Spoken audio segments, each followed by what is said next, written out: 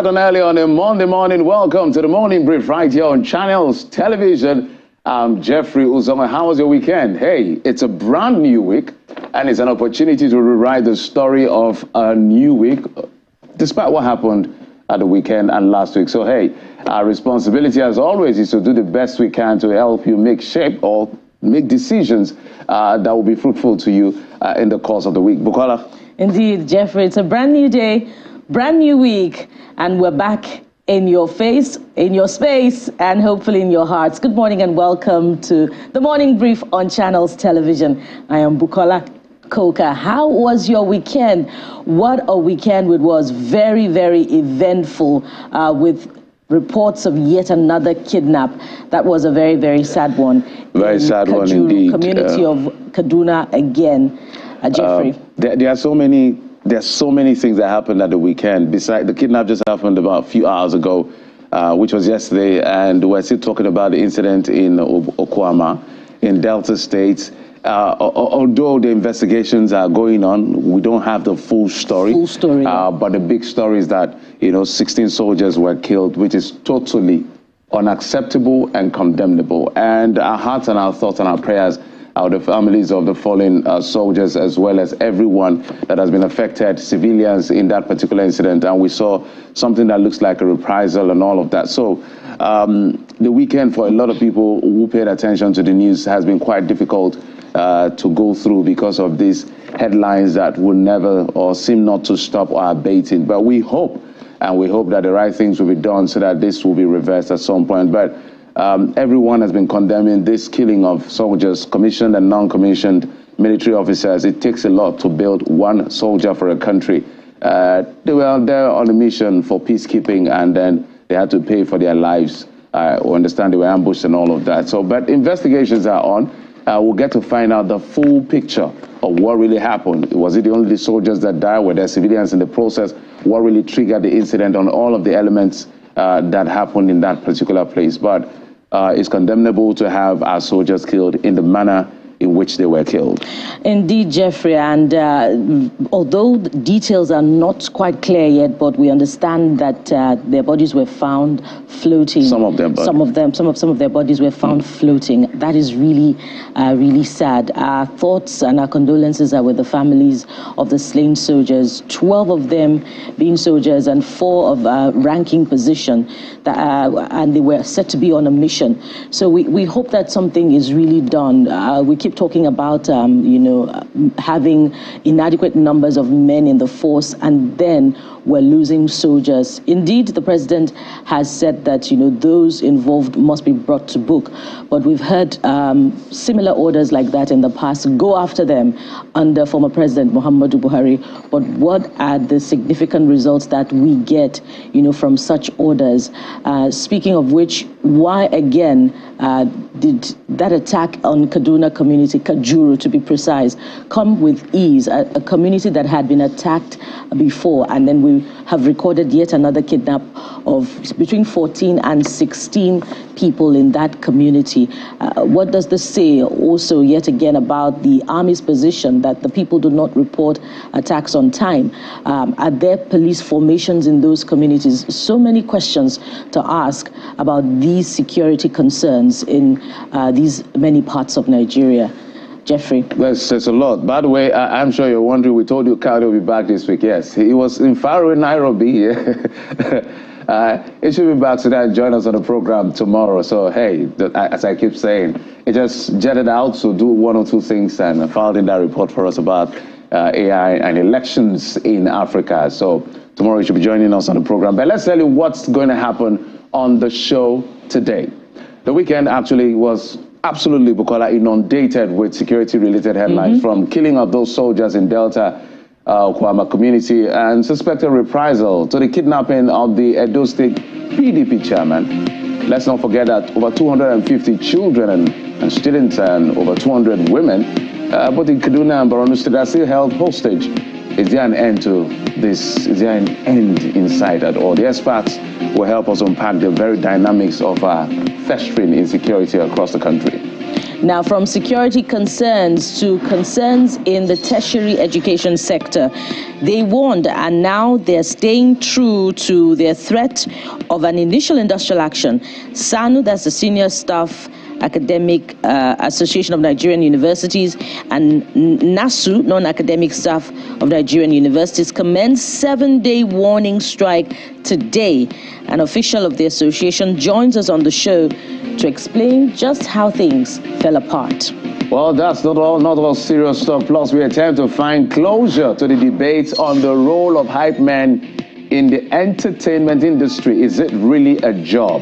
Has this reformed ancient traditional practice finally found a space in modern culture? A practitioner at the vanguard of the expression joins us later on the show. Kala. Yes, all of this come with your comments, your contributions, and of course, some of your citizen journalism that we will authenticate and help to amplify your voices. We're talking about your contributions to us on X, and have you found us on all your social media platforms? We have our brand new handles, CTV Morning Brief on Facebook, Instagram, X. So post at us, let us know your thoughts, particularly about these security concerns. And of course, NASU and SSANU starting their warning strike today. How will this impact on learning in Nigeria's tertiary education sector? Federal universities, let us know your thoughts. Start posting right now as we speak. And of course, your videos, send them to us as well. When we verify them, we'll post. And that's the number showing on your screen right now. That's our right hand of fellowship. And after this time, we'll be bringing you top stories on the brief. Of course, let's tell you that, of course, you can be part of that conversation, as Bukola has said, from security to the issue of the academics to all the issues around entertainment and everything you want to ventilate your thoughts on. Tell us exactly on X as well, on that WhatsApp number. We'll be back after this break as we bring you your top stories. Join us again.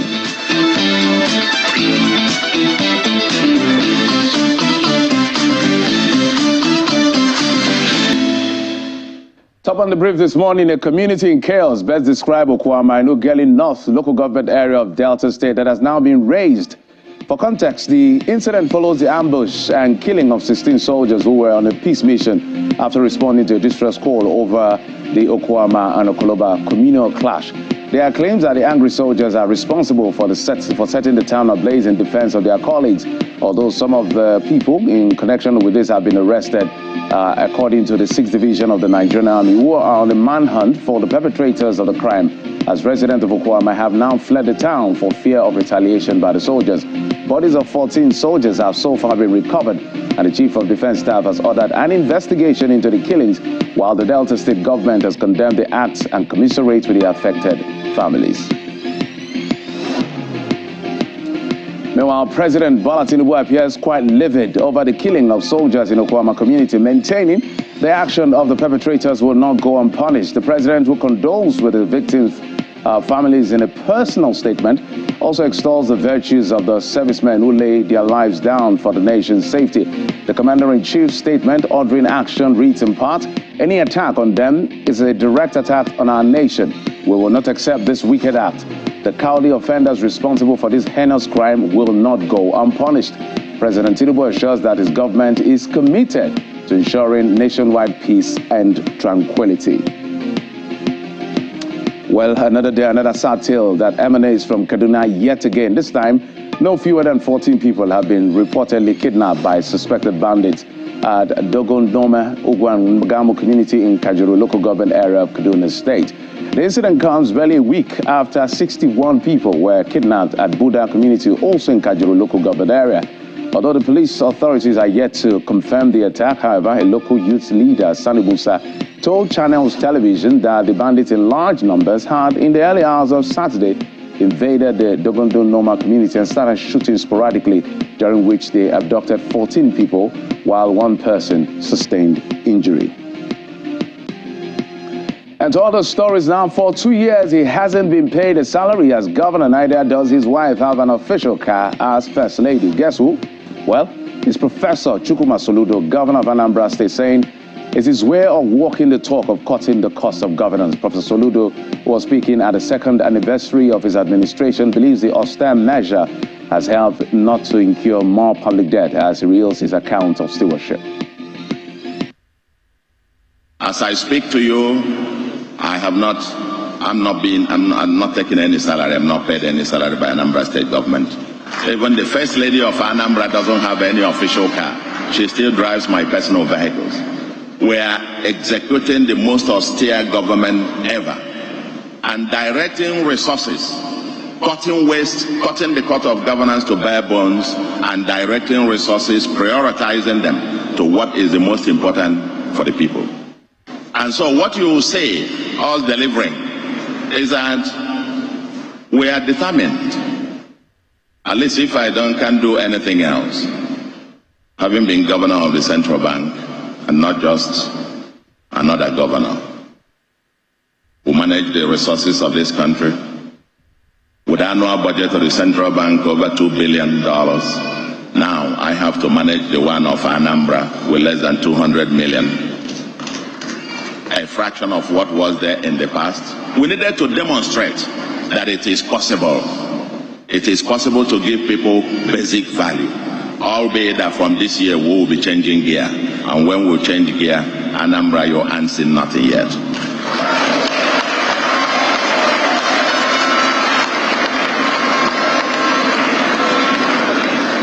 Yes, while still talking about this point, it's important for me to highlight, because I think Your Lordship, you did mention something which is part of the reason why we came. We are of the All Progressive Grand Alliance. Our motto is leave no one behind. Away from that, in the face of recent allegations of budget pardon by now suspended Senator Abdul Ningi, a public budget expert, a research fellow, Dr. Emeka Ejikonye, says until elected officials understand the power they have to curb activities of the civil service, there will be no end to budget pardon in Nigeria's budgeting system. He made the assertion in an exclusive interview with Channels Television. Mr. Ejikonye is recommending that the budget office should be situated in the office of the president and reporting directly to the commander-in-chief. The budget office of the executive budgeting office of the United States is located inside the White House. It is the instrument with which the president of America coordinates the activities of the whole administration. It's a formal organization there with permanent staff. What the president does when he appoints the head. When he leaves, he takes the head away. That agency remains. Are you getting what I'm saying? When I say an institutional coordinating agency, is a permanent agency with permanent pensionable staff working on behalf for the president to carry out the purpose of the president. Let's reform budgeting, please, because it is from budgeting, that will start solving the problem of security. You see, for me, the priority of Nigeria today is to solve the problem of hunger. But there's no way you can solve the problem of hunger if forests are not safe for farmers to go into. As long as we continue to put this money, particularly in the Ministry of Defense, at the level of the minister and the permanent secretaries in the Ministry of Defense, we can never achieve our purpose. We must get down to the big guys in the field. Well, let's also tell you that our public tertiary institutions from this morning will be without senior and non-academic staff who have commenced a 7-day warning strike following the expiration of a 7-day ultimatum given to the federal government over withheld salaries. The Joint Action Committee of the Senior Staff Association of Nigerian Universities and Non-Academic Staff Union say Downing Tool is their last resort to compel the federal government to pay its withheld 4 months salaries over a 2022 strike action. The decision of the joint action was conveyed in a statement directing all members nationwide to mandatorily comply without entertaining any form of concession, as government, according to them, has not positively responded to their demands. Let's now talk elections. The Independent National Electoral Commission, INEC, says it is already deploying artificial intelligence for the conduct of coming elections in Edo and Ondo states, particularly for result management, to ensure that only authentic results are uploaded. That's coming from INEC's Acting Director of ICT, Mr. Lawrence Mayode, who was speaking on the sidelines of the Artificial Intelligence and Elections in Africa conference in Nairobi, Kenya. Nigeria is one of the 5 African countries said to have been deploying AI in its elections. And the natural question is, will AI enhance our elections or not? We know that it enhances processes and improves outcomes. But technology and AI in particular, as we're saying, it can also cause harms. We know that it can, and sometimes we're seeing that it can exacerbate existing challenges. What do we mean by AI? Artificial intelligence is an umbrella term for computer systems that use data, algorithms, and computing power to perform a range of tasks that historically human intelligence was needed for, right? You can think about this as things like recognizing images, recognizing patterns, extrapolating patterns and features from data, and then also making predictions or even generating data. One area where we are currently deploying AI is that area of our result management system. That's the area where we need to upload the result sheet onto the IRF portal. That system uses AI to ensure that only INEC result is uploaded onto the IRF. Citizens need to start asking questions. If INEC is going to be deploying technology, what is the technology? Who are we buying this technology from? How much are we buying this technology? Is INEC conducting audits? Are the audit processes open and transparent for political parties, for civil society, for media to be part of it? Because as we've seen in other African countries, EMBs engage critical stakeholders to participate in audit processes. And the third and perhaps the last point is that whilst technology is a powerful tool for protecting electoral integrity, it could be a tool for undermining electoral integrity. And so it is not perfect, but to a large extent, it can help curb some of the excesses. And we have to believe in technology, but do so cautiously. Let's now talk business. The 2.15 million bags of fertilizers donated to the Ministry of Agriculture and Food Security were from a stockpile of a program initiated by the previous administration, not a new intervention report. Now, that's according to the CBN, based on its latest circular of FAQs over the donation, where it explains that the gesture of the blended fertilizers aims to bolster food security within the country instead of allowing it to waste. The CBN re-emphasized its stance that its main function is to manage monetary policy, explicitly denying participation in development financing through intervention programs, which is why the fertilizer was donated to the Ministry of Agriculture and Food Security instead of directly to the farmers. Those were the explanations. Outside our shores, Israel's Prime Minister Benjamin Netanyahu appears determined to launch an offensive in Rafah, defying international criticism. The city is crammed with some 1.5 million Palestinians from other parts of Gaza seeking refuge. His comments come as the German Chancellor restated his opposition to the plan. However, Netanyahu says no international pressure will stop Israel from achieving all of its war aims. For sports, the FA Cup leads as the holder. Manchester City will face Chelsea in the semi-finals at Wembley, while Manchester United reward for their thrilling win against Liverpool is a meeting with second-tier country. That's Coventry, rather. Sunday's draw for the last four raised the prospect of a repeat of last season's All-Manchester FA final, which City won 2-1. Treble chasing City East through the semi-finals with a 2-0 victory over Newcastle on Saturday. Chelsea needed 2 stoppage time goals to beat championship promotion chasers. That's Leicester 4-2 at the Stamford Bridge on Sunday, while United twice came back from a goal down to beat Liverpool 4-3 at Old Trafford. Well, those are the stories we've been tracking for you, say, in the last, it's not 24 hours, just throughout the weekend and then into the last 24 hours, which will also shape the conversation for the rest of the program and maybe the rest of the day for today. Bukola joins me as we explore some of the things you've been saying. Bukola, thank you so much for always coming through with Jeffrey. My technology. Bukola. Yeah, for both of us, Scotty as well. Don't forget.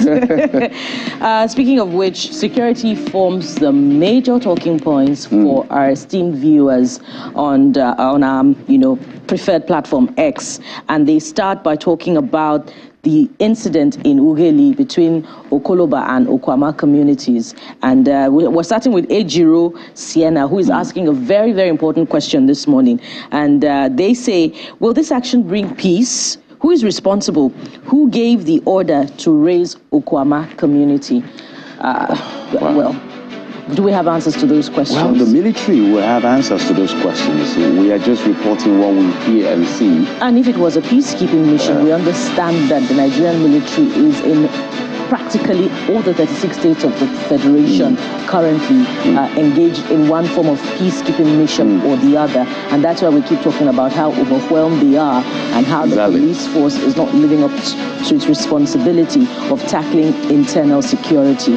In fact, this incident has raised more questions than answers. So let's go to, this person says, Sustainable Progress Movement, that's what you call yourself, SPM. We condemn the killing of soldiers and call on the Nigerian government to investigate the nature of the crisis in the Okwama community that warranted military presence. That's a very valid point to raise as well, Bukola. And from there we go to Odebo Day 2011, who says, funny thing is, those who may have killed these people may have fled because they know the consequence of killing a soldier. God save this country. Exactly. And we hope that things do not degenerate into anarchy in that area, particularly because those who have been killed are soldiers, and we know what usually happens after that. Yes, we can't forget Zaki Biam, we can't forget OG, we can't forget a couple of other places. Nigerian Army is also trending on X and Dikbo. What Jude says, Nigeria is not a zoo. There must be law and order. The terrorists should not go free. They should be smoked out and liquidated. That's his words. Agents of darkness defending these terrorists will fail. So this is an all-encompassing statement, my guess, not just what happened in Okwama. Bukola. This one is from Avocado, who says, so disheartening. There you have it. They gave it all in service to our dear nation. Government should do more than sending condolences. They should compensate their families and ensure their children and wives are well taken care of. That's from Avocado. As we said, listen. Yeah, because as I said, this is still under investigation. The president has spoken, say, find the guys who committed this crime. Proper investigation. DHQ, you have my authority to do what you have to do to make sure that whoever committed this heinous crime pays for it and faces justice. But we need to see the full picture. How things happened. At what point were they intercepted or ambushed? What really happened? Were there also civilian casualty? How were 16 soldiers who were armed killed in one fell swoop and beheaded in that manner? So there's a lot of question concerning this issue. But let's also move on to other things that you've been talking about on X. This has to do with the safe release of female students that were abducted from the Federal University in Gusau. This person, Safety Cabal, says, thank God for their safety. Kudos to everyone involved in their release. That's after 170 days in captivity. And we do not really know whether or not ransom was paid for their release. That's a hush-hush. Your guess is as good as mine. This one is from Chisom. And Chisom says, thank God. We will be glad if we can hear from them from an interview or something.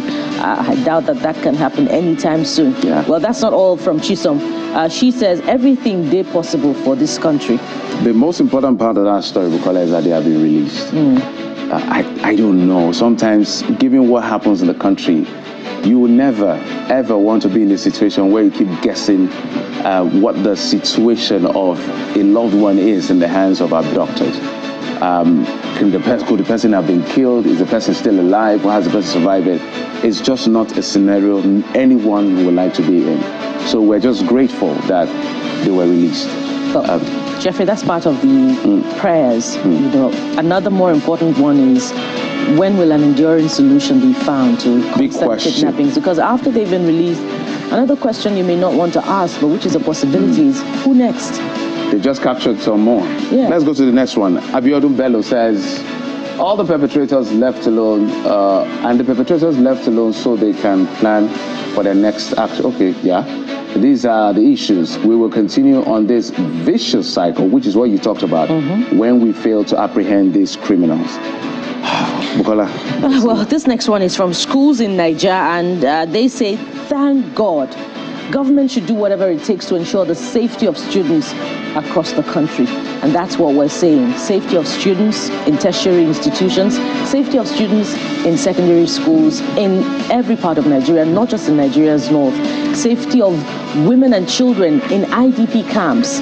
You know, we could go on and on about that one, Jeffrey. But from there, let's move on to something else that Nigerians are talking about. Yep. You want to start, Jeffrey? This is coming from, yesterday he did the second anniversary. You heard it from the news, the top stories. The governor of Anambra State, Chukwuma Soludo, saying that for 2 years, he's been working free of charge. Basically, if you're not paid salary, you're working free, isn't it? Oh, well, technically, yeah. Jeffrey, I'd like to stick to the fifth on that. If not, there are so many questions that I'd like to ask.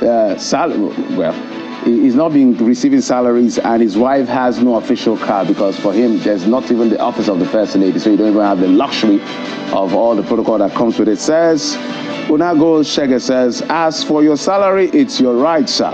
But for your wife, is she a state worker? Should she have an official car? Questions. More questions today. And this one is from Toons, and they say he should collect for the service he renders. He can decide to donate it if it doesn't need it. Well, there's so many Nigerians that would need it. But from what the governor says, all of those monies are going into very, very important things that need to be done in Anambra State. As a matter of fact, quoting him, not entirely copiously now, he says that they're cutting down cost of governance to the bare bones, using his words. Yeah, he wants to cut down as much as possible, no matter how insignificant it is. His salary, maybe over $1 million or so, or about less than that. I will need to check out the number because these are public officials, these are public documents. So you can find out how much the president earns, how much the senators, okay, let's leave that one first, how much the governors earn, but that's a controversial issue. Safety Cabal says, commendable, however, politicians are difficult to trust and believe in whatever they are saying. So see that trust deficit again, rears his head at all times. So, but it's commendable that he decided to sacrifice his pay for service to his state and refuse to give his wife a public role. Or that should be it now, because we have first ladies all over the place. Well, the Constitution of Nigeria has no space for first lady anywhere. We have the office of a first lady at the federal level. So let's not get there. Jeremy, let's just leave it there. But as far as I've seen the Constitution, I'm not a lawyer, but I don't think I've seen anything first lady related. But it's just a conventional thing, this public officials and so all animals are equal, but some are more. They're commendable for him. So hey, there's a lot to talk about, and we're going to start with that very, very tough conversation. We've been on it for as long as we can remember, and that's because it keeps happening. Whilst we're trying to get over one, another happened, where the carnage on the plateau, and then another carnage on the plateau, and then the abduction of women, and then the abduction of children, and then the abduction of more people in Kaduna, and yet another abduction a few hours ago in Kaduna, and the killing of soldiers. It's been all over the place. What's going on? We want to find out from the experts after this break. Join us again. We'll be right back.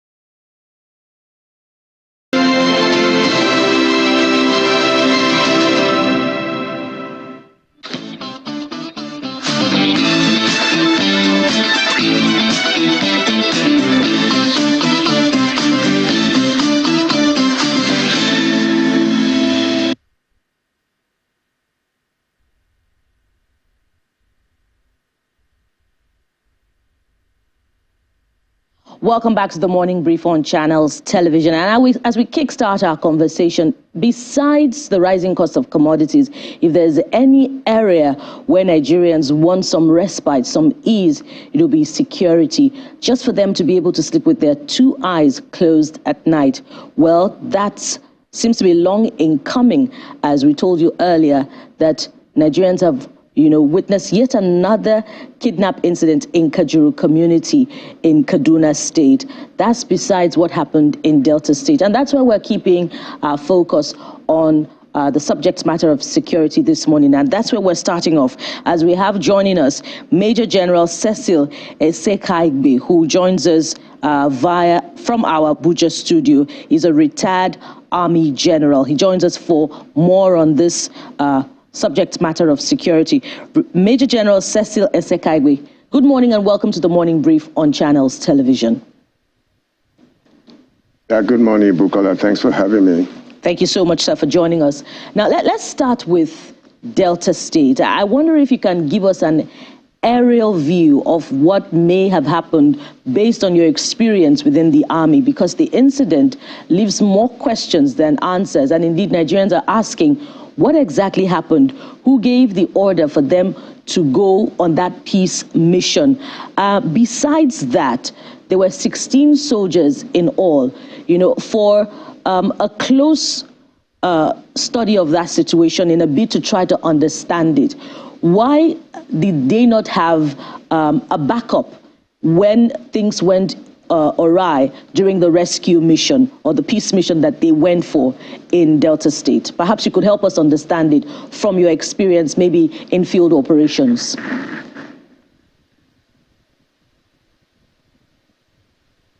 Yeah, before I start, let me say, my sympathy goes to those gallant officers and men that were brutally murdered through senseless killings, and to those civilians who were also victims of that mayhem. Now, this is what comes to play when you have institutional failures in all segments of the society. Now you talk about communal clash. Now you talk of the role of the traditional rulers in these communities. Then you talk of the local government authorities, and before you talk of the state. So when there is failure of governance and the attendant ungoverned spaces, this is what you get. And I thought that after the Odi and Zaki incidences, we will not witness this kind of, brazen attack on people that lay down their lives to protect you and the community. Now, there was a story that there was a communal clash, and there was somebody that was adopted, one Abo. Now, there was a call to the battalion, 181 battalion in Bomandi, to come to the rescue. But there are pertinent questions to ask here. Now, what was the intelligence surrounding this operation? And two, is it the job of the Nigerian Army, to go and retrieve or settle communal clashes? Now, three, when you have decided to go and intervene, what was your clear mission? Was it defined? And how do you send an officer and 3 men, to go to a place where you have not gotten adequate intelligence of the happenings in that place? This calls to mind the need to go down to the basics of our infantry tactics. And even the attendant effort to go and rescue those 3 soldiers and officer was also poorly organized. There is no need. This commanding officer of a unit is the last hope of that unit. Why should a commanding officer leave his unit and go for such a mission? And in a battalion, you have a minimum of 4 companies. And what we call a company in the Army is about 120 men, to be specific. And you have we have platoons, which are about 1 officer and 38 men. Now you went with 2 majors and 12 soldiers. You haven't gotten the intelligence of what that situation is in that place. So just go there like that for such a mission without adequate intelligence is a misnomer. Now, where have we gotten to this level? We have gone to a serious empathy deficit trust deficit in our communities. Soldiers are supposed to be treated with utmost respect. Soldiers lay down their lives for you to be able to sleep comfortably. The senseless massacre of soldiers is unacceptable. And for some Nigerians to react to this unwanted destruction of precious lives, I hear on social media asking some funny questions. Soldiers have done it again. They did it before. They exaggerate, the failures of the military and totally relegate the conscious and noble effort that they put in. There are questions here. 1, what happened? 2, is the Nigerian Army supposed to come in there? 3, where is the police? The police is the lead agency in internal security. And the time has come for us to withdraw our soldiers from these responsibilities that are not supposed to be their own on the first line. And there are basic tactics, there are doctrines and training in the military and other security agencies. At what point does the military come in? Have the police gone in there and they are not able to do it and they call for the Nigerian Army help? And even the process of calling for the Nigerian Army help has a procedure. We must redefine our professional ethics. We must go back to the basics. The training and doctrine of the Nigerian Army should be revisited and seriously implemented. Otherwise, you are going to dampen the morale of these gallant men and women who lay down their lives for us to have a peaceful country. Major, I'm just processing what could have happened on that particular day. But let me pose a question this way. How did it happen that 16 armed Nigerian soldiers were slaughtered in that manner? Could this be because the people who committed this heinous crime were so much in number and they were overwhelmed? Or is it a question of armory or powerful weapons they use that overpowered the military? From your experience, how did this occur? Because people are feeling like 16 soldiers killed. How? You see, it's unfortunate. We have spent a lot of money to undertake what we call an amnesty program, which was designed for those militia groups to lay down their arms and get amnesty. If after the amnesty and the purported surrendering of weapons, we still have local communities that have sophisticated weapons like this, it calls for, re-examination of the entire process. Now, don't forget, you call it a peace mission. The mindset of these officers and men were to go and find out what the problems are and to find out why their men were kept behind. So their mind was not to go and fight. That's what you must understand. You call it a peaceful mission. They went for a peaceful mission to find out what was happening there and why the soldiers they sent here earlier, were held hostage. So they were not going with the mentality of going for an attack. If they were going for an attack, even as few as they were, you would not be able to surround them and dastardly murder them the way they did. So what played out here was that they led an ambush because they knew that that officer and those 3 men that were kept there, or they would have killed, had, been deliberately kept there. And their own was to go and find out what happened and why they were kept and how, to get them back to their units. So they fell into an ambush. Of course, this militia group have sophisticated weapons. And at that level, when you are ambushed, no matter how sophisticated you are, you will definitely have the consequence of an ambush. But that again, calls to mind the need for training and retraining, because you must know the local environment at which you are operating. But you see, we have what we call institutional failure in all sectors. Let me tell you the causative factors of this insecurity that is everywhere. 1 is the proliferation of small arms and light weapons all over the place. 2, the menace of drug abuse. 3, the lack of governance in these states. Now, I heard they have what they call small arms and the Light Weapons Center domiciled in the NSA's office. What are they bringing on board? You don't domicile such an outfit in an office like that.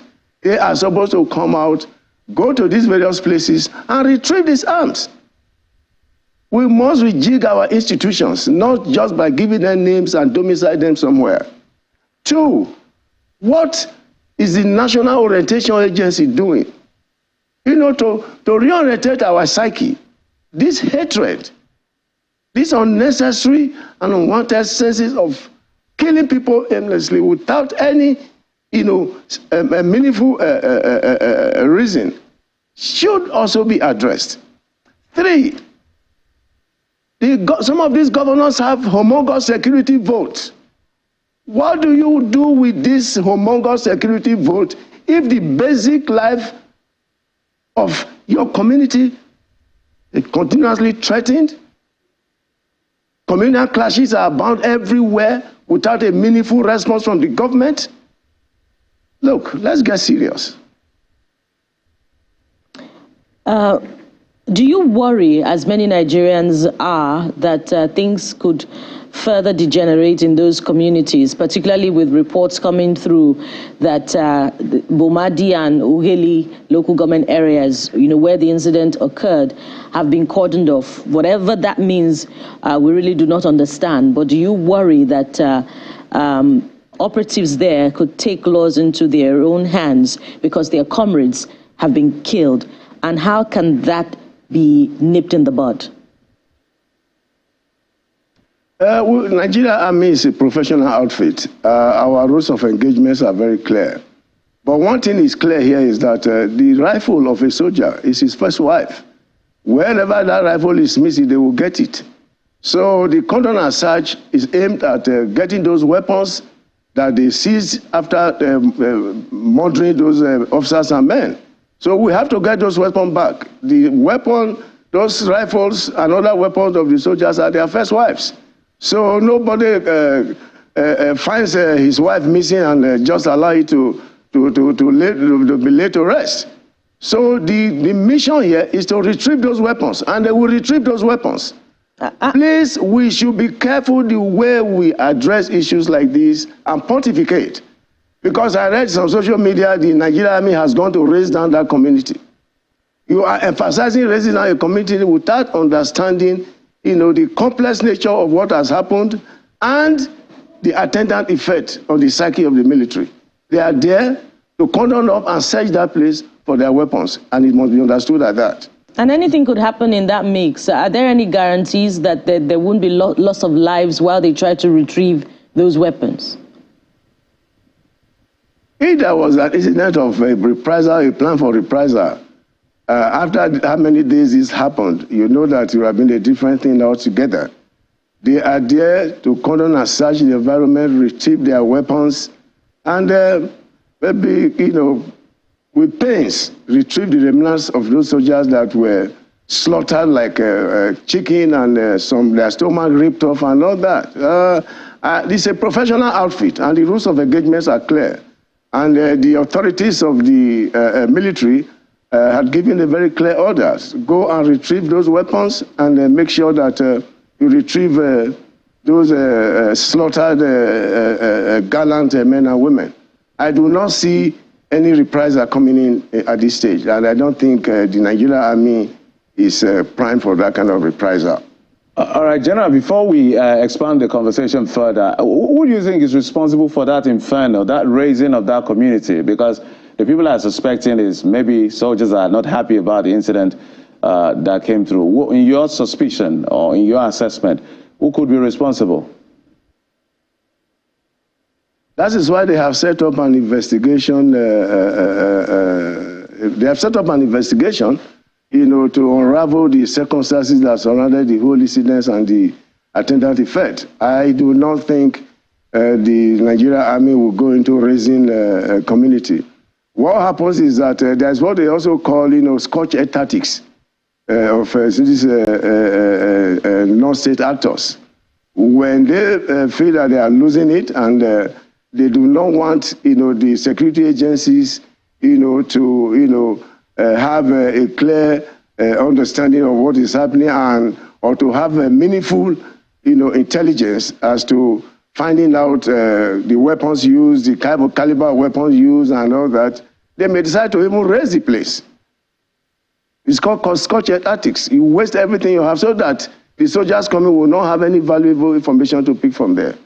So I'm not saying categorically that these are the people that did it, but thank God investigation has been ordered and all these things will be found out and the issue of speculation will be over. Let's now move on to some of the incidents of kidnapping besides what has happened in Okwama. We just saw what happened. He's still abducted at the moment, the Edo State chairman of the People's Democratic Party. We have about 14 people, or 16 or so, just kidnapped yesterday, or a few nights ago. We still have those children in Kaduna, yet not released, not even any one of them, the women in Borno, and also the incident in Sokoto. So the list goes on. And the question we keep asking is, if the suspicion is that the issue of kidnapping has taken a posture of enterprise, what should be the approach of government in making sure this is stopped aggressively? Because it looks like an assault on state. The state looks helpless. Look at Kaduna. It's been one successive kidnapping against the other, and the execution has been smooth. You see, some time ago, I see some overzealous governors who said they were negotiating with kidnappers or bandits or terrorists and all that. It's not the right thing to do. Number one, you are not even trained for negotiation. 3, you have to understand the sociology of crime, that when the benefit outweighs the penalties, it will continue to occur. Now, you have, like I said earlier, some of these governors have not properly applied their security vote, if I understand the meaning of security and the vote. Now, on the part of the security agencies, you see, this kind of thing is dictated by intelligence driven by technology. Failure of intelligence at all levels, no matter the effort to put in other segments, will not give you any positive result. Look, people are sermonizing on how do you come up with a strategy that you should sit down with these bandits, with these terrorists to negotiate. It doesn't happen in civilized societies. We must learn how to embrace best practices. I am saying with adequate intelligence driven by technology, these things can be nipped on the bud. For instance, these kidnappers that go for this ransom, they keep this money in the banks. And I'm sure this money are not in the system. They are kept somewhere for them. Why will the banks be accomplished? Why would the banks be a party to this kind of adventure? The government will begin to look at these institutions. The NFIU should be up their game to find out that money in the banks and in the system are traceable to individuals. When I talk of institutional failures, I know what I'm talking about. For instance, it is easy for the Ministry of Communication or the NCC to deactivate my phone because they said I have not regularized my payment. If you can do that, how are these criminals able to communicate with relatives of the victims that they kidnapped? Why are we not able to trace them? There is failure of professionalism, there is failure of intelligence, and the earlier we start to address this, the better for us. You talk of the kidnap of PDP chairman in Edo State. When you are not truthful to the people, I had a conference where one of the officers of the state government said, Edo is one of the most secure states in the federation. And I laughed. The governor is making some conscious effort with vigilantes But what is the level of coordination between the security agencies and these vigilantes? What is the modus operandi? What are their rules of engagement? You have to take security as a serious business.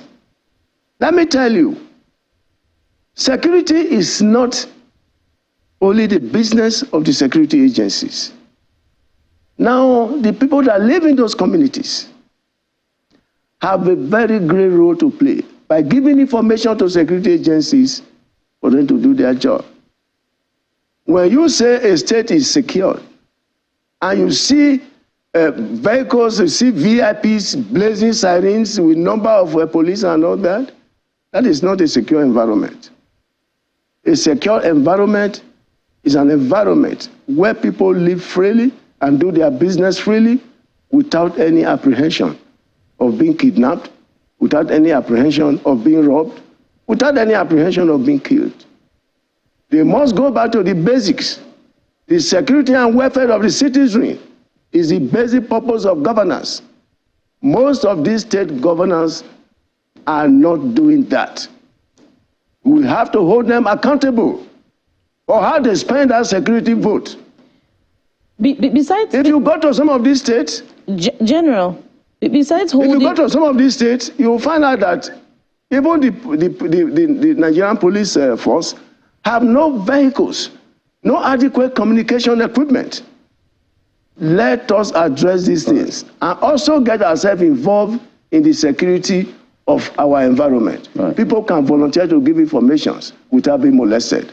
So the security agencies are able to work with this information and convert them to intelligence, actionable intelligence for that matter. Besides holding them accountable, holding the subnationals accountable, what about the evident absence of strategy in going after the insurgents and the bandits? You know, for instance, we know that arrests have been made in some cases. We know that, in fact, some of those kidnapped, is it in Kaduna now, some escaped and even granted interviews.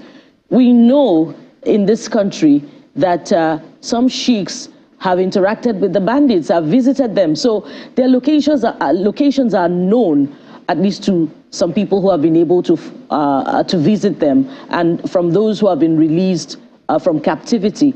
Why is there an absence of strategy to the extent that even if they're using human shields as cover, the military can go after them and rescue those who have been kidnapped, at the same time arrest these bandits? Why is it an impossible task? It is not an impossible task. These actions are going on. They are doing a lot, in this rescue effort. But when you see non-state holders, have absolute claim, the monopoly of knowledge on how to tackle bandits, it becomes frightening.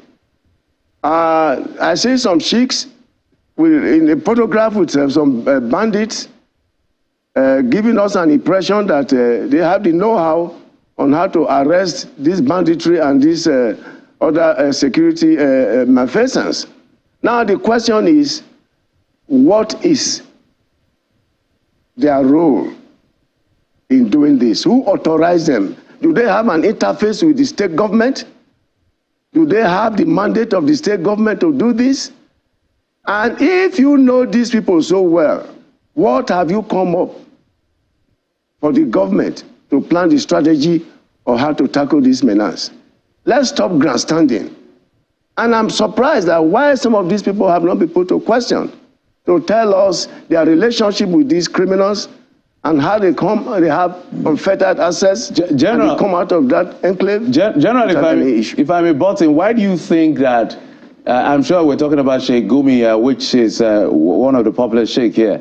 Why do you think that what you're asking is not being done when it concerns him and maybe other people? Well, I'm asking because I have not seen any state government. I have not seen any state government that has come out to say, yes, I had a meeting with the sheikh, and this is the plan of the sheikh. And I have also had there are several meetings at the Security Council I've never had, an understanding that this proposal of the Sheikh and some other elements in that nature have come up, and the state governors presenting this, in this Council of State meeting. So, at best, it ends up as speculations and without a clear understanding of their roles. And I think the Sheikh should interface with the traditional rulers, the emirs in those places, and let us have a common strategy. I do not know the extent of their interaction with the traditional rulers. I do not know the extent of interaction with religious leaders, and I also do not know the extent of interaction with the state government, unless the governments and those institutions come up to say, yes, they are with him on this mission, and this is how they are doing about it.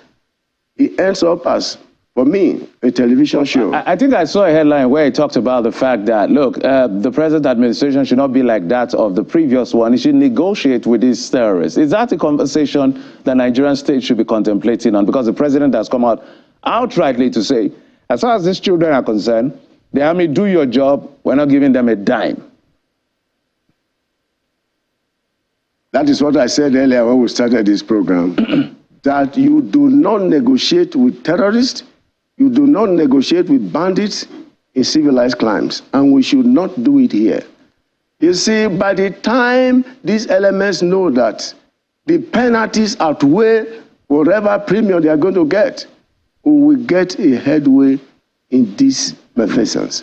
You do not negotiate with criminals. But you see, our people are very quick to condemn military actions. They don't condemn, the causative factors that lead to these military actions. For example, when you want to go after these terrorists or these criminals, now they go in the midst of the locals and they become their shield. If the military goes there to liberate the whole of that area with an effort to rescue, in an effort to neutralize them, you have what they call collateral damage. And don't forget that in all our operations, what we also hold dearly is, the sanctity of innocent lives. So it is not as easy as they made it understand. The military is working. The security agencies are working. Just that insecurity is not a thing you pick at the shelf. It's not a thing that you get result overnight. They are making constant and deliberate effort at neutralizing this element. When you hear that a whole area has been neutralized of terrorists, you don't know what goes on there. When you hear some people have been released, let me tell you, the ransom payment is one of the encouragement these elements enjoy. That is why it has become a recurring decimal. By the time they know there is consequence for their actions, there is a know that the penalties outweigh the benefits, we'll have a turnaround. And that is why the government is saying that with no negotiation, we will get out of it. Unfortunately, we'll lose some lives. But when they understand that the government is very serious about no negotiation, and the government is serious about going after them without giving them a dime, and they also know that those institutions that collaborate with them will no longer accept their illicit money to keep for them, they will have a change in their mind. Well, let me tell you what happened. In 2023, when cash was unavailable, did you not notice, the dip in criminal activities of kidnapping? So the motivation for this criminality is just the funds, the money that they get out of it. Well, generally, if they're working, if the security agents and the army now, if they're working, as you suggest, I think that there should be some results in the area of tracking, in the area of invoking the NFIU, as you say, and in the area of collaborations with other arms, such that we can see results, significant results in arrests and prosecution, but still we're not seeing it. So it makes me wonder if they're really working when it comes to collaboration. But General, you have some reactions from some who are watching right now. This one is from Egbele in Jos. Egbele says, General Sekaibe has put it out punctiliously. It is up to all to understand that the army is not meant to intervene in civil unrest at the whims and caprices of whoever must have ordered this peace mission. The governor or government of Delta State must throw in some light. Well, that's some part of what Egbele has said. But there's also this one from Gifted in Calabar who says, all the monies we've been budgeting year in, year out to curb insecurity, what exactly do they do with them? Do we not have security drones that can give us real-time intelligence? For instance, how is it possible to abduct 200 children from the school to their hideouts without interceptions by the security operatives? Perhaps you want to react to some of these concerns and posers. Yeah, let me react to the second one that talk about the so much money that was spent, that is being spent on the military and the security agencies without, the commensurate result. Let me tell you, I understand your feeling, and I also share that feeling in many areas. There is need to be accountability. There is need to monitor what we do with the money given to us. But I want to tell you that what you think is a big money, in reality, is not big money. In our neighboring states, our neighboring countries, Niger, for instance, the percentage of GDP to military spending is 1.6. In Chad, it's 1.4. In Cameroon, it's 1.72. In Nigeria, it's 0.94. That is the percentage of GDP to military spending. But be that as it may, the little that is given to us should be properly managed.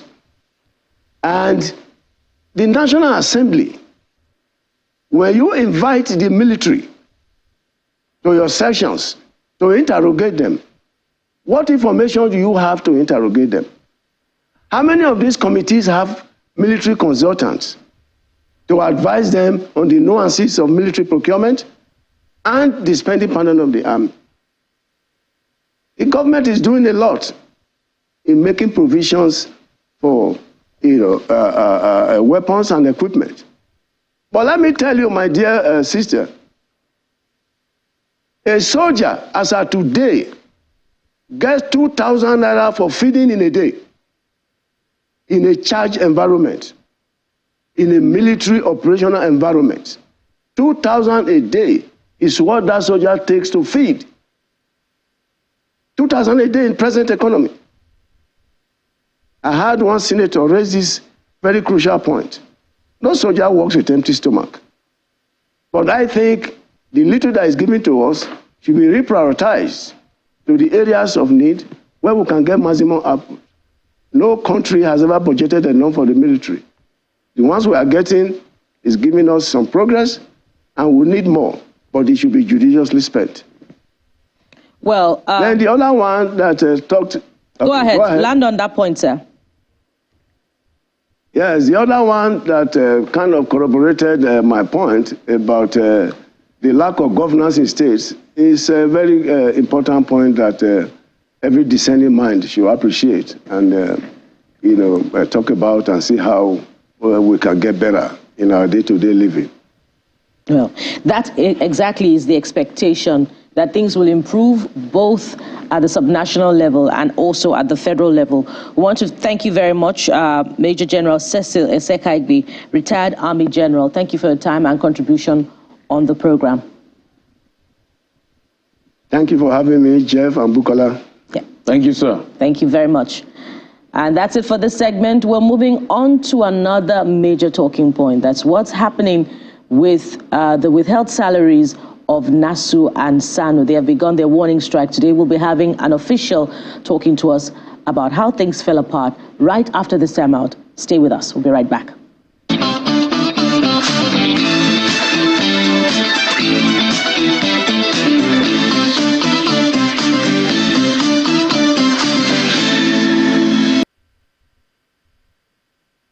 Here we are working in the same environment. We went on the same strike. on our issues, and we struck a deal and signed an agreement, and the president of the country granted a waiver to pay the money. And then members of NASU and SANU were kept at bay. So we reached out to the Minister of Education, and he did assure us that the approval of Mr. President was for all workers in the public universities, especially the ones in the federal universities, as this case is concerned. So 2 weeks down the line, we are yet to receive payments for the withheld salary. Ours is to draw the attention of the public to intervene in this matter. We appeal to government, we appeal to those with conscience to see the reason or to see reason with this situation and come to the aid of workers in the non-teaching cadre working in the public universities in Nigeria. But anything short of that, and like we did mention in our own press release on Friday, we cannot guarantee the continuous work environment to function.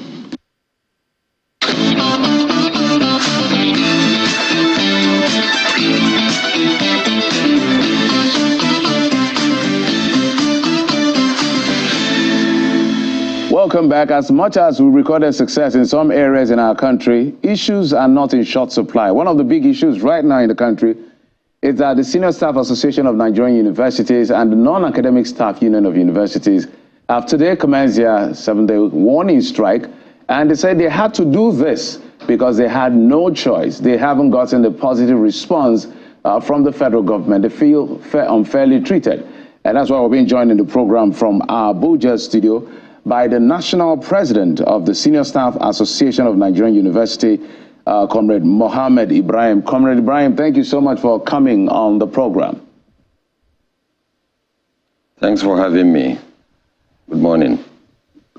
Thank you so much for coming. Now let's because we understand and we know that not too long after ASU went on strike in 2022, you also joined the strike, your association, and now this complaint about being unfairly treated. What did ASU tell the government that made them concede to an extent that SANU did not say or NASU did not relay that led to this joint action? Well, thank you for having me, and good morning, Nigerians. This is quite unfortunate once again to come here and start laying these complaints because we have done so. We have given enough notices. We have drawn the attention of all those that matter on this issue. In 2022, like you said, we went on strike precisely on this 27th of March, and we suspended the strike on the 24th of August of the same year. After striking a deal with government officials, precisely the then Minister of Education, Mala Adamu, the Executive Secretary of NUC, other officials of government, including the representatives of the Ministry of Labor.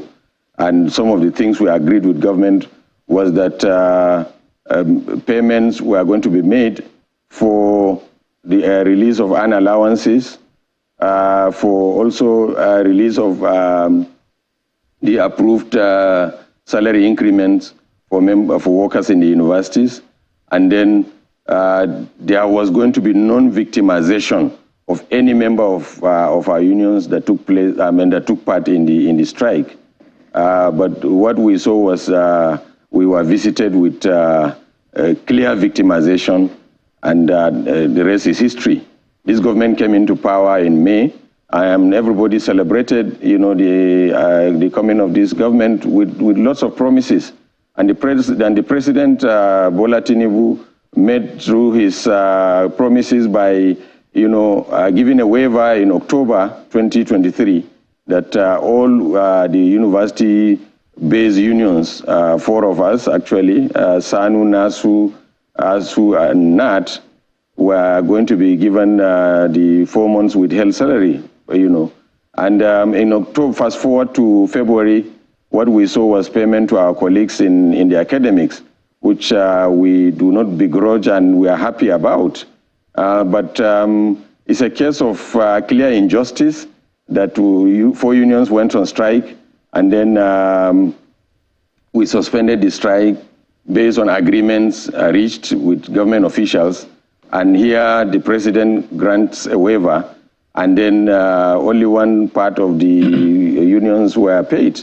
So we drew the attention of those that matter, because we realized that we felt that it was an error somehow, because we could not fathom how such a misnomer could happen.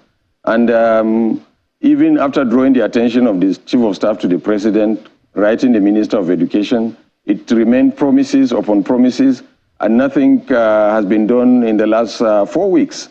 So we felt that the only language government understands is probably to show them that we also matter in the system. So this is what informed the decision of the National Executive Council of our great union, and also our counterpart unions in NASU. The leadership met, and we took this painful decision of having to suspend activities in the universities for the next 7 days. And that will be starting today, right? Definitely, yes. It has already started. It has already started. Now, you said something instructive earlier on. You said when that directive was given by the president in October, that it covered not just ASU, but it covered your association, NASU, and NAT as well. Did I hear you correctly, sir? Very well, because the advisor to the president, Ajuri Ngelali, was the one that made that official statement, and it was in the media. And your associations was named in that statement? NASU and SSANU. In fact, if I can just quote him verbatim, he said that the president has granted waiver for the release of 4 months withheld salaries of ASU and other university tertiary institution unions. That's how it was put. And when we got across to the Minister of Education in a meeting in November, he did confirm to us that the waiver was for every of the 4 unions. Okay, so my follow-up question would be, this is an order coming from the Commander-in-Chief of the Armed Forces. Besides the Ministry of Education, which ministry should we be looking to for not just the failure to pay the other unions, which would be your unions, NASU and SSANU, but for what ASU calls amputated 2 months' salary that was paid to its members? Well, the ministry or the body or establishment that is responsible for payments of university workers is the Office of the Accountant General through the Office of the IPPIS. And ours is, we relate with the Ministry of Education being the mother ministry, pretending over the affairs of universities in Nigeria, especially the federal universities. So we had laid our complaints, and we have also reached out. But what is becoming disturbing is that upon all the assurances made by the Minister of Education and officials of the ministry, it remains mute, as far as the Office of the Accountant General is concerned. So we do not really understand how the Accountant General operates, whether she was directed to only pay ASU, and because they need to come out and clarify. Because like you said, we cannot understand the president and commander-in-chief of the country will give an order, and then someone somewhere is subverting that order. And that's why during our National Executive Council in Akure a week ago, we did mention that we sense some saboteurs in this government, because this is unthinkable, actually. Comrade, in the 4th paragraph of your release, directing members to embark on this strike, I want to read what you said. Having waited patiently for the ultimatum to expire without positive response to our demand by the government, this is to direct our members in the university and inter-university centers throughout the country to commence the 7-day warning strike beginning from today. So when you say waiting without response, we need to contextualize it. What do you mean by waiting without response? Is it silence? Is it please hold on, we're still working? Or is it we will not pay? Which of the 3 options and why? What is happening is a cemetery silence. If you know how silent, if you visit a cemetery, how silent the place is, that's what is happening. We have written, letters were acknowledged, but no responses were given. So whatever information that we give today is just informal information through our backdoor contacts and so on, but we have not seen this kind of operations in an established government where you write a letter, official letter, and you could not even reply, you get a reply. So it's a silence that of the graveyard, and it's not acceptable. And that's why we also said we give them the same treatment. As of today, all our workers in registry, bursary, works and maintenance, security, students' affairs, will withdraw. I mean, have withdrawn their services, and nothing moves within the administration of any public university in Nigeria, and that will be the case for the next 7 days until and unless the needful is done. Well, while you wait for the needful to be done, just confirm to us whether government has reached out to you following the release of that presser announcing your decision to go on strike today. Has any government official reached out to you or other executives of your association? Officially, none. Unofficially? Unofficially, because we speak with them at a personal level. They keep giving us some assurances that cannot be taken to the bank for any collateral. So where is the Ministry of Labor and Productivity in all of this? Your guess is as good as mine, because we expected she would have been the first to have reached out.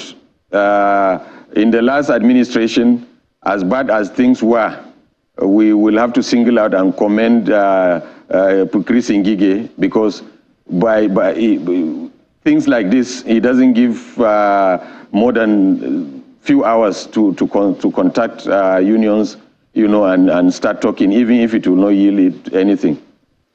Now, let's talk about some real issues within or among the associations now.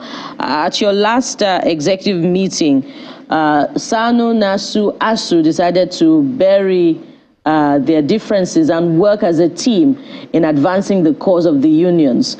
But what we still see, even after that meeting, which held, when was it now? Sometime in July 2023, we have seen the associations work independently in advancing their causes for payment of salaries or for improved remuneration.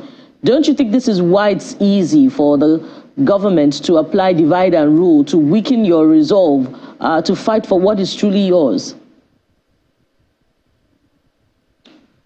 Clearly, you got it right. Government is good in divide and rule, and I think they're enjoying the charade. We, as workers in the university, have always remained resolute to advance the cause of, making sure that Nigerians get the best, in terms of education and also in the areas of research and community development, as the co-mandate for each and every university. And what we have not failed to do is that what I have just mentioned. But what government has succeeded in doing is to continuously create hurdles and obstacles in making sure that the universities do not operate optimally. We have said it times without number that for any government that is serious about developing education, funding is the major thing that should be handled. Yes, we have seen a departure from the past in terms of budgetary allocation, in this present government, but it is not good enough. There's no way you can establish universities every day. If you see every day universities are being established, but there's no corresponding, funding. Universities have become like constituency projects now for politicians, and you establish universities, you don't fund it. I have had cause to say it here.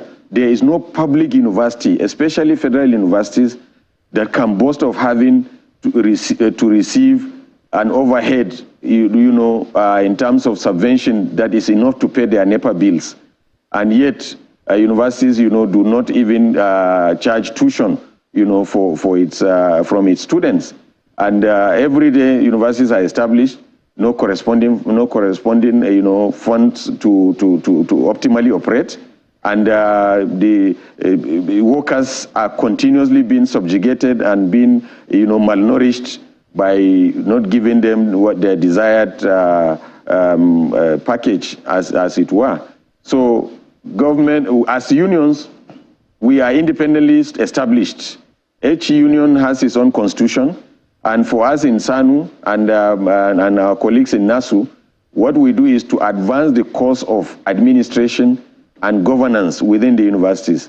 And when challenges came up in terms of government finding it difficult to make sure that payments are made through the IPPIS, we presented a solution, the U3PS, that take this and you are home and dry, because workers wouldn't be complaining of mutilated salaries, payments that doesn't make sense, VCs paid salaries of cleaners, registrars paid salaries of drivers paid salaries of bosses, because the system, is not robust.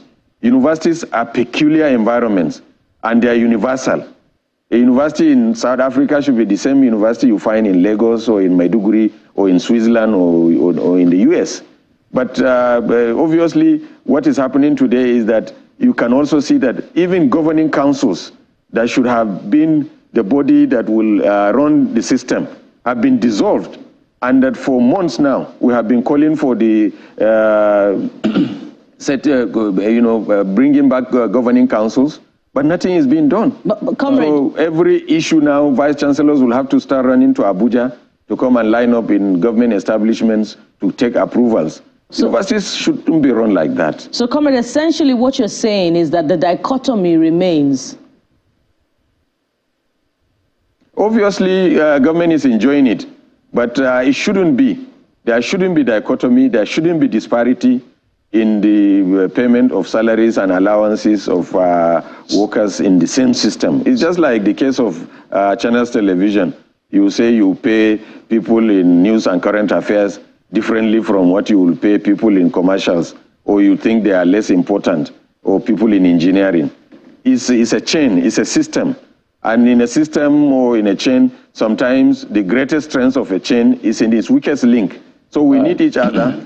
And for the system to obtain to work optimally, everybody should be treated fairly and nicely too. All right, so by inference, you're saying that, look, as collectives, you are together, but this payment is strategically put forward to divide you. That's the inference. But what happens if government doesn't listen after 7 days? What happens? We do not want to envisage government will be this insensitive. But if that is what they want, or this is what government will do to neglect our cries, we have a toolbox, as union leaders. And in that toolbox, we have many things that are provided for and that are legal too. One of it is the warning strike. We have protest, we have indefinite strike, and we have other things to do that are there provided for us under the labor laws. So we hope and pray that government or those people that are thwarting the arms of government will see the need to rescind from this their evil and slavery kind of treatment they want to meet, or they are meting on the non-teaching staff. But if that continues, like I said, our toolbox is by our side. We will just need to go back to it, and we take the necessary approvals from the constitutional. Okay, the reason I ask, comrade, is because the constitutional bodies of our unions. Yeah, the reason I ask, when it happens like this, and in collective bargaining and the failure of social dialogue, sometimes the invocation of no work, no pay comes in, which was what happened in the previous time, which is why I asked that question. So it's important that you're very clear on your position. But we must thank you so much for coming on the program. The president of the Senior Staff Association of Nigerian universities, Comrade Mohammed Ibrahim. Thank you for coming on the program, and wish you the very best. Thank you for giving me the opportunity. I appreciate it. All right, well, 7 days is what they've given to the government, the federal government to be precise, beginning from today. So count from now. The universities, public universities, will not have the services of these gentlemen and ladies who are in the non-academic segment of the university system. But let's see how it plays out eventually when that conversation continues. But we will come back after this break and switch gears. What exactly is the role of hype men in the entertainment industry? We'll find out from one of the persons we call the vanguard of that system. Join us again.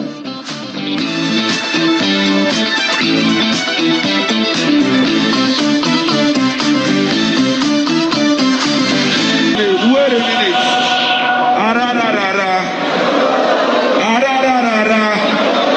Here we go now. They call me. And the voltage way of IP. You see? Oh, yeah, now say, if they're not ginger you. Oh, nobody clap for you. Okay, you say, Fida. Wait, see many battles for you. Wait, if they're not ginger you. Oh, nobody clap for you. Yeah, you say, Fida. You say, see many battles for you. On the whiz right now. Ooh.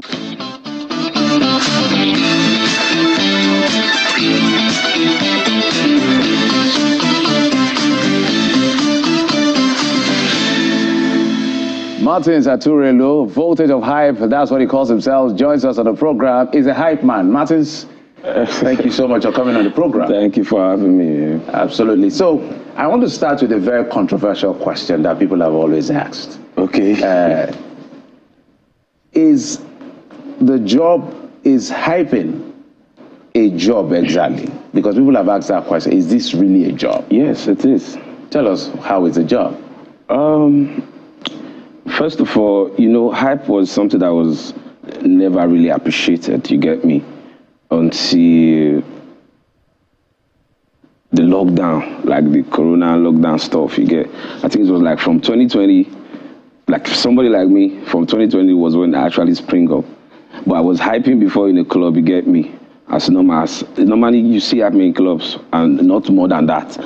But from 2020, 2021, now you can see hype as an headliner for a show, you get me? So hype is a profession because you can't do a party and there is no hype in it, you get me? There must be an hype man in the party. If you go to a show, you go to weddings, you go to clubs, if there's a gathering and there's a DJ, there's definitely going to be a hype man there. So a hype man is also important in your event, just like your MCs, your DJ, or whatever you call it. So hype is actually a profession. So because that's what I do. So you can say, you can proudly look at somebody and say, as a profession, I'm a hype man. I proudly do that. I've gone to tours in the UK, in the Europe, as an hype man. Not like I'm going with somebody single-handedly. I'm doing my tour this week, next week in the Europe. I'm doing Germany, France. I'm doing Italy, you get me? So if it's not a professional job or if it's not something that is to be reckoned with, I don't think you will go on a tour in the UK with it. You get me? So since you don't have I don't know whether it's a right now, because if you're hyping stuff, you're hyping somebody's sound, you're hyping stuff. Well, if you're going out on a tour as a hype man, what exactly are you hyping to? Is it somebody else's record? I have my own records. Okay. I have a couple of records. I have like, if they're not ginger, you ginger yourself. Nobody clap for you, clap for yourself. Those are my records. I have I'm a piano go, they carry, they go. I have Don't Pressure Me. I have a lot of you're the guy that did that? Okay. Yeah, I did I'm a piano go, they carry, they go. I did Don't Pressure Me. I did Ginger Yourself is just the recent one that is trending everywhere. You get me? So apart from hyping to other people's stuff, I have my own stuff I do that I hype to. You get me? So to me, that sounds like a musical record. Yes, more like it. More like it. Yeah. So if that's it, or part of it, convince me. If I'm hiring an MC for my event, why do I need a hype man? An hype man comes in for the after party of your event. Okay. Because you can't bring an hype man to the starting of the event. An MC has to handle the event in a more corporate way. And hype man is the one that brings the ginger to the party. So you cannot start the ginger of the party at the start of the party. So that's where the hype man comes in at the after party. Yeah. Okay, so what does the hype man do at the after party? Now, that's the time that you take the people from being corporate into the party mood. So an hype man brings the party to any audience. You don't have to go to the club to party. You can be here, and a hype man comes here, and everybody will get turned up here. So an hype man brings the party to anywhere, because the hype man is the life of the party. So anywhere the hype man comes in, the life of the place. So let's do a bit of learning for people who are interested in the space you operate in. Let's talk about the artistry. Okay. Referencing things like, if you know our brothers in the East, when they are singing, even here in the South, Southwest, when they are singing the Fuji songs and all of that, they look at people and they begin to, eulogize them. And they cast their spraying them. So walk us through your own modern kind of artistry in how to bring that vibe that you talk about to energize a party. The thing is, when it comes to hype, it's like it has different segments. Okay. There's a part where we call the vibe. There's a part where we call the rhythm. There's a part where we call the lambas. You see, the vibe is that point where you just vibe along with the DJ. Like I said, I'm a piano go, they carry, they go. That's just the vibe. So once you hear it and the DJ is playing the Amapiano sound, you just tend to just move. Do you understand? You just tend to move because that's the vibe. So once you're listening to it, you must definitely move your body. You understand? And some persons here, when they are happy, they show love. So if you are an hype man, you can bring the happiness to the party. For the non-Nigerian people, what does it mean to show love? That's money now. They spray you money. So they spray you money. So if you can bring the happiness to the party, people spray you. You don't have to even call anybody's name, actually. People deliberately want just to but this guy, you did try. They will just spray. Aren't you then a threat to the musician that has been invited to play at the party? No, because part of what you're doing is creativity to get people, to come alive, put on their dancing shoes and get on the dance floor. You're not really a threat. You're not really a threat because a musician comes on stage. Let's assume a musician has 3 hit songs. He comes on stage and performs the 3 hit songs for maybe 10, 15 minutes. But a hype man can be on the microphone for an hour, 30 minutes, 2 hours, straight up. So it's not the same thing. It's different energy. A musician comes on stage and just performs his track and it's okay. But a hype man will be on that stage for straight 1 hour and he's doing his thing. You understand? So it's not the same thing at all. It's 2 different things. So we can understand strongly the place of hype man, maybe in closed spaces like clubs, but outside the club spaces, we're trying to query the relevance. So how much of respect do you earn as a hype man, say, by the industry colleagues and some other people within that space?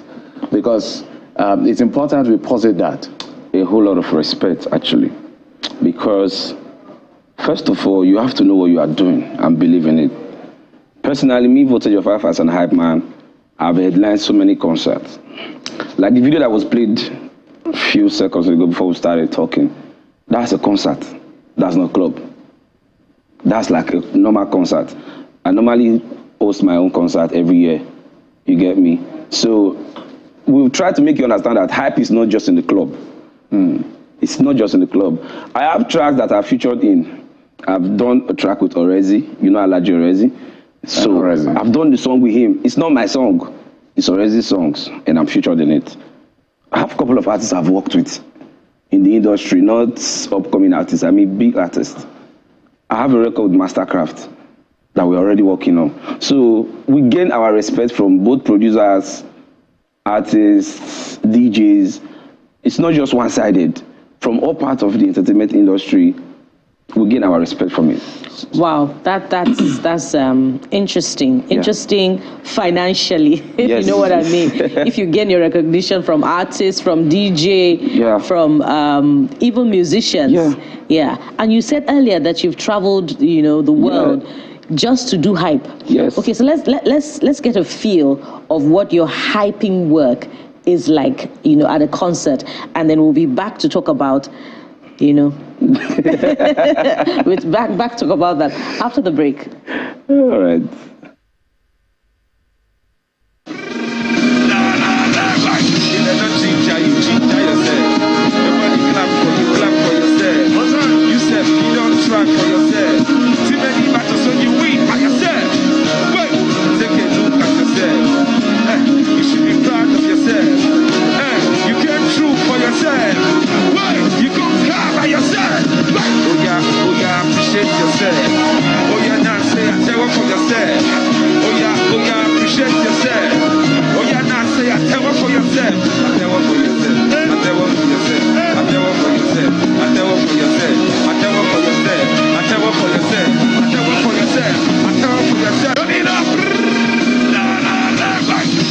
Tell us about this. What were you trying to convey here? Okay, yeah.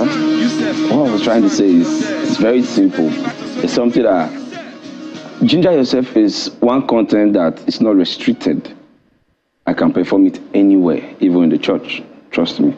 Now, this is trying to tell you, if they're not ginger you, ginger yourself. Nobody clap for you. Clap for yourself. Yourself, you don't try for yourself. See many battles when you win by yourself. Now, this hype has to do with you trying to skate through where you're coming from, where you are now, even if you have not gotten to where you are going. That's why I said, if they're not ginger you, if nobody comes to appreciate you, appreciate yourself, man. You've been doing this for a very long time. You'll be trying to make ends meet, and you are still trying. So even if your target is, there's a difference between a deadline and a target. So if some persons be like, I need to make 100 million this year. So if they make 50 million, they are not happy. That's a deadline. Me, I feel like a target is better. If I don't make 50 million this year, I'm going to make it next year. So for the 50 million I've made this year, let me clap for myself. So that hype is trying to tell you, appreciate yourself. So have you made 50 million this year from hyping? We are just starting. It's March only. We are just starting. This is just March. On God, we'll do it.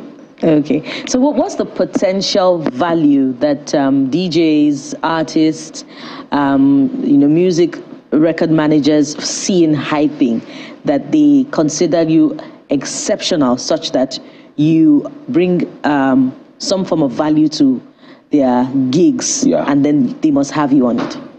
The thing is, do you hype to a musician's songs? Do you take a line from their song?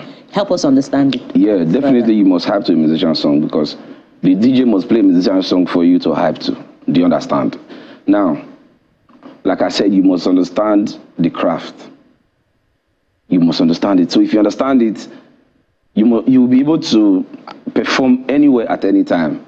Because I always use myself as an example. When it comes to the hype industry, I'm already like a name to reckon with. Do you understand? So if you tell these DJs, promoters, I'm bringing VoltageOfHype, they understand who is coming. Because why?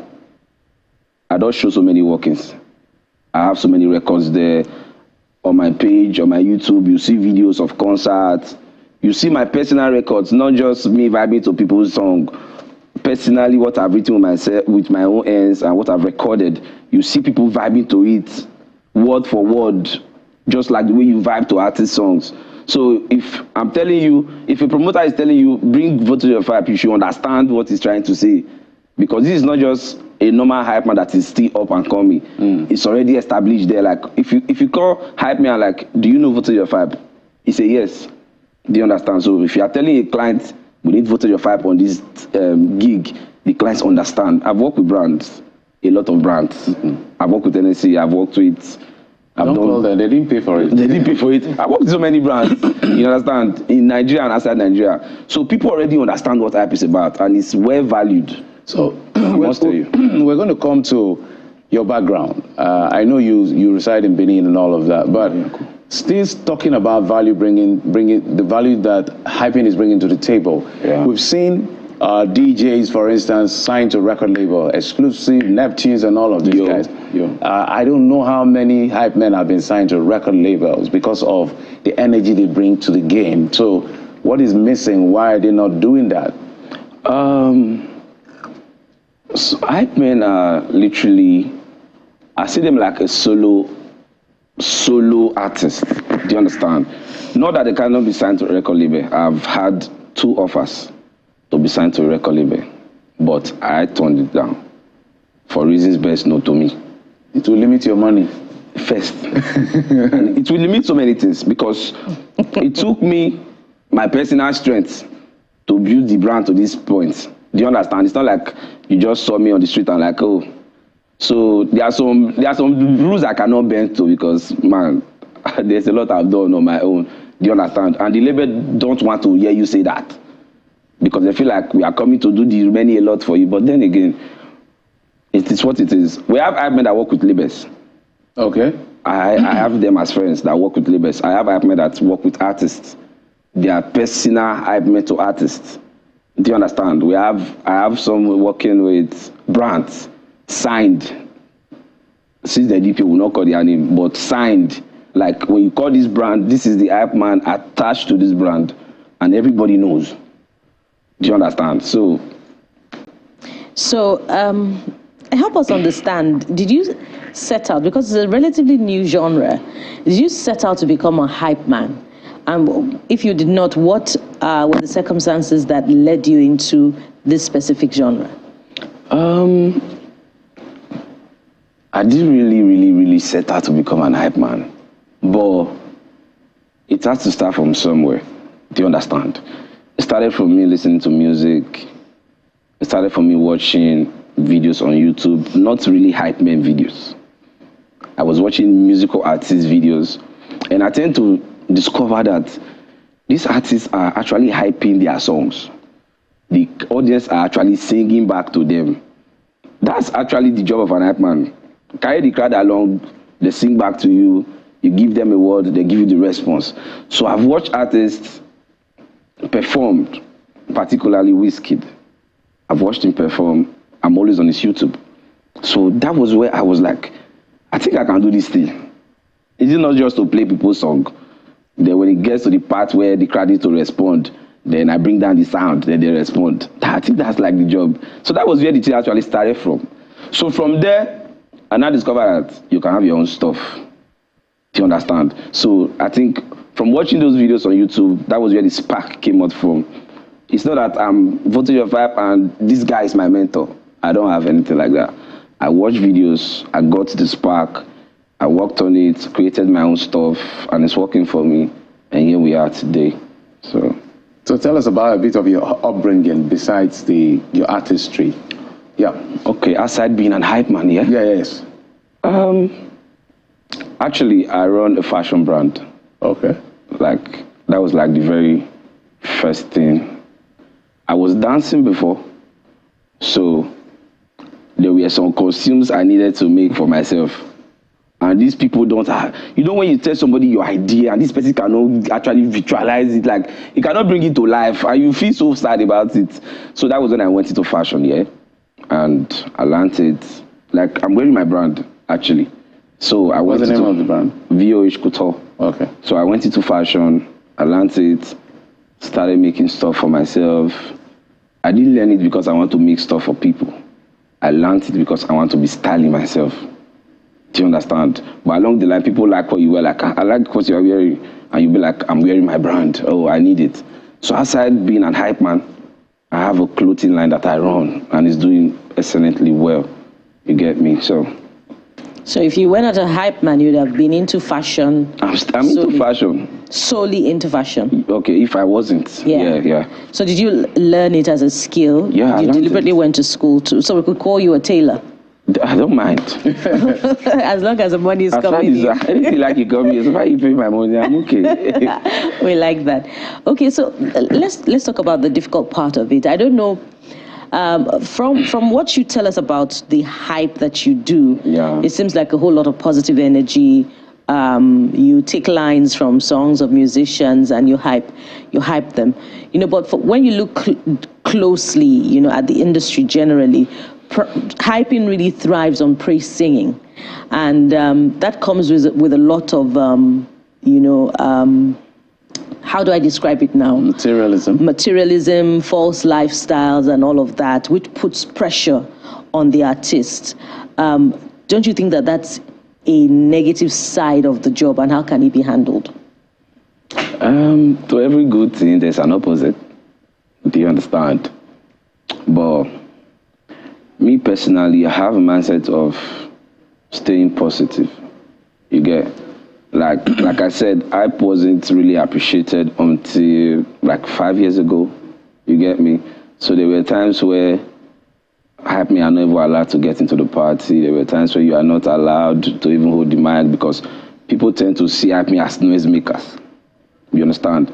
But when some hype me actually saw the other part of it and started making it look like it's a professional skill, trying to present it in another manner, then people started looking at it like, okay, I think this is not making sense.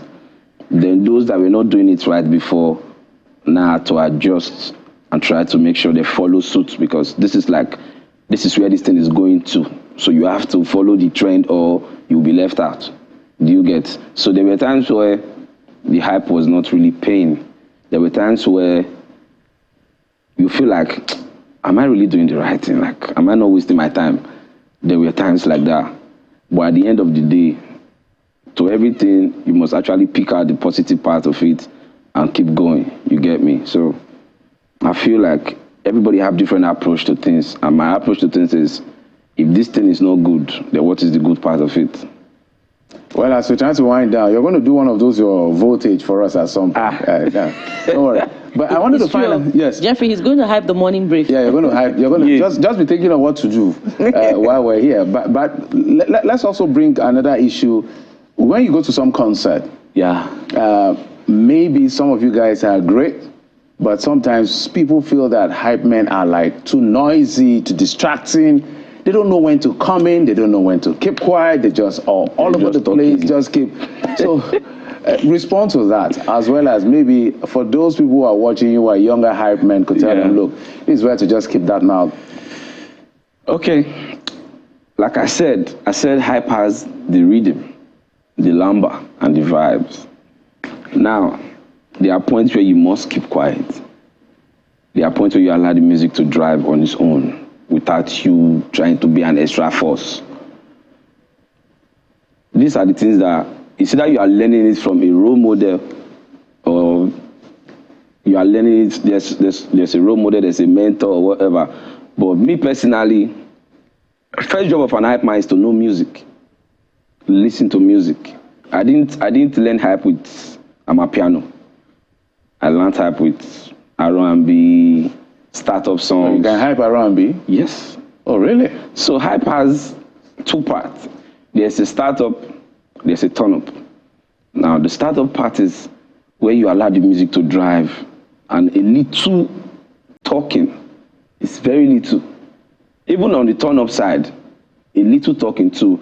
So there are parts where the DJ gives you an empty beat with no voice in it. That is when you should just express yourself. That's when you bring the lamba.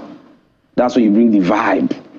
But when the music is playing, the artist is singing on the song, you just have to allow the crowd feel the music, allow them enjoy themselves. But if you don't understand this part of hype, you might be talking all through. And for that reason, you are constituting nuisance, you are making noise. They might even tell them, off the hype man might make it come out there. Do you understand? But if you understand these things, if you know when the music should play, if you know when you should be quiet, if you know when to come into the vibe, if you know when to drop the lambas and the rhythms, then you don't have a problem. Because there are hype men that are not in Nigeria, there are hype men in UK, there are hype men in US. They know the job. Do you understand? The way people hype in the highland is different from the way people hype in Benin.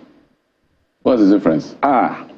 It's not the same. It's a good point. What's the difference? So the way they hype in Benin City and the way they hype in Lagos. You see, yes, it's not the same. So the language will be different. Yeah, there will be the language will be different. The intonation will be different. Okay. You understand? The slang will be different. The slangs will be different. But then again, hype became more viral from Benin City. That's the truth. Okay, that's your own argument. It's not an argument. Okay. Hype became more viral. Like, if you say this person is a celebrity hype man, it started from Benin. Do you understand? You have likes of me, VoltageOfHype, you have Amy Black. We springed up from Benin. So it was from Benin that we were calling us in Lagos. We did hear Benin boys doing big things. Do you understand? Like what Charlie is doing, that's hype. That's the kind of hype we do in Benin. You just be dropping the lambas on the beats, on the empty beats. Okay, you're going to drop the lamba on the beats. No, there's no beat here actually. Okay, you're going to create beat here. Our show is called The Morning Brief, and you're on Channels Television. Okay. So I don't know how you're going to mix it with your this one's voltage. Magneto. Okay, this is your song. I'm a Piano Breakfast. Yes, VoltageOfHype. Okay, featuring Magneto. Yeah. It's been a while I saw him, by the way. Yeah. All right. That's you with the chef cap. Yeah. That's like on my look. This okay. Stuff, yeah. So before we go, it's not going to take more than 20 seconds. Something you can just drop for us, you know. You're the hype man. You came to hype, so kill it. You have the floor. Aye. So this is your camera, by the way. Camera rolling action. Yay! They call me the VoltageOfHype, and we did for money brief. The discussion not too long. the discussion they very brief. And this is channel television. Okay, my producer said they are giving you beats. Oh yeah, let's turn up the front of the bar. Let's turn it up. Okay. All right, let's kill it. Okay, now go. you have beats. Now you have it. Let's go. No excuse, no excuse. Let's go. Okay, Let's okay. go there. Increase the volume now. Oh, yeah. Give us a lamba. Hey. That's right, that's right. Okay, first of all, I have to introduce myself. Go ahead. Oh yeah, now here we go. They call me the voltage of hyping, the party. I'm the life of the party. Oh yeah, now say if they're not ginger, you ginger yourself.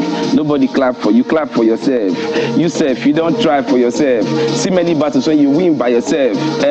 I did for Channels TV. We sit down for the money brief. Say we did for Channels TV. We sit down for the money brief. Oh yeah, Channels TV, money brief.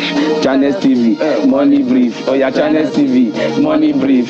Channels TV, money brief. Martins Aturemo, Voltage of Hype. Thank you so much for coming on the program, and wish you success and more money. Oshé, thanks for having me. Yeah, all right, thank you so much, Bukola. I just felt like going on, but it's Monday, so we got to keep it classy and simple. Yeah. Do the camps. Yes, and keep it fun and upbeat too. So ensure that you have an upbeat week. Thank you so much for joining us. We'll be back again tomorrow. I am Bukola Koka. And make sure you keep the voltage as high and as hype as Voltage of Hype. Thank you so much for watching. I'm Jeffrey Zama. Bye-bye.